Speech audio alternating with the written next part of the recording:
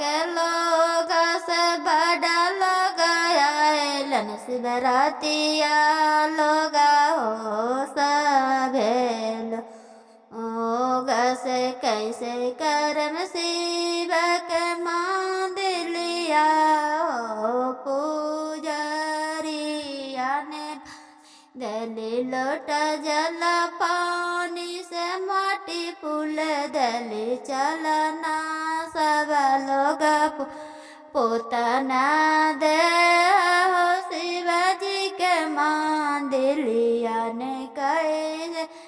गली हो शिवजी के मंदिलिया ने बेलवा से लाइली शिवरता लोग कैसे करम पूजरिया से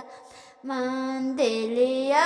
धामा धामा करना सब मंदिलिया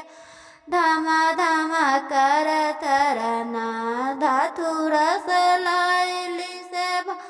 गस लाइली से शिव के